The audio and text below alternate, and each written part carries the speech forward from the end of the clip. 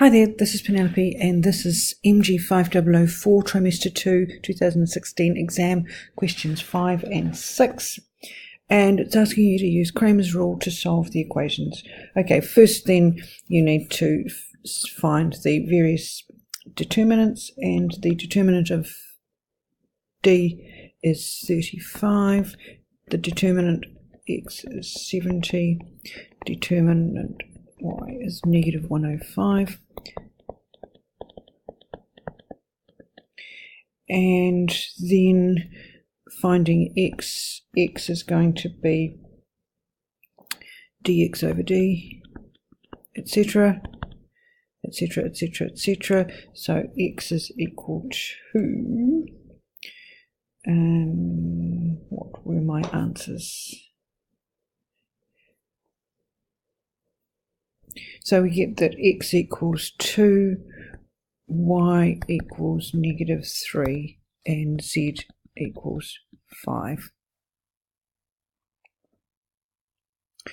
Not much space there, so I'll write it above here.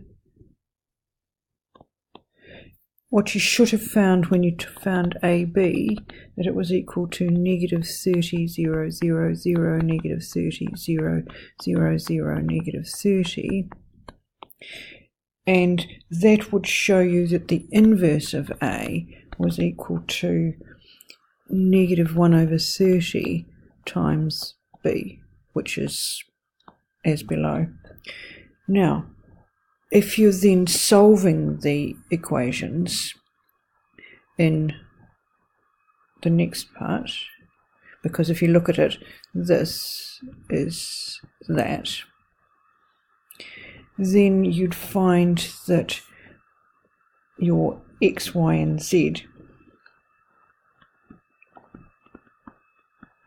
would be equal to the inverse of A, which is negative 1 over 30 times whatever it was, 1, negative 8, negative 5, negative 5, 10, negative 5, 7, 4, negative 5, times 3, 11, negative 5, and you get that X, Y, and Z this time equals 2, negative 4, negative 3.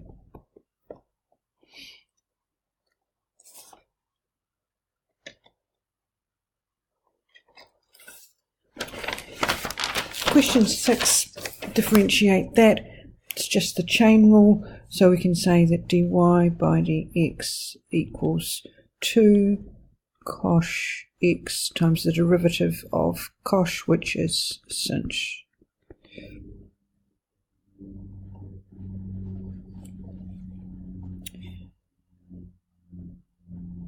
For the function that we've got there, first up you need to find dy by dx, which would be 12x squared minus 42x plus 18, which equals 0. And don't forget you have to write for max or min, and you need to factorize that, solve it, and then you get that x is equal to a half or 3. And plugging that back into the original, you get that y was equal to 10 1/4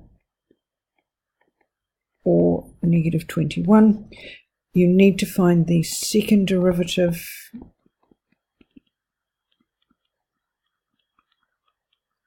and then check out when x equals a half. So you'd find that the second derivative is negative when x equals negative 42.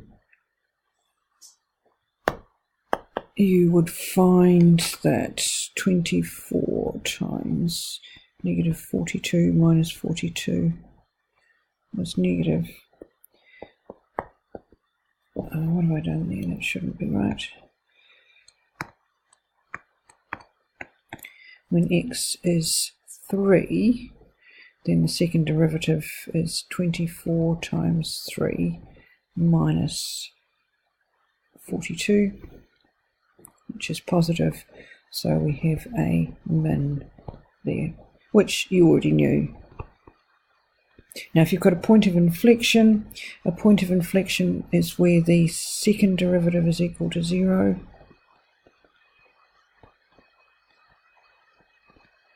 So 24x equals 42, x equals 21 over 12. For the point of inflection, then you'd need to find y.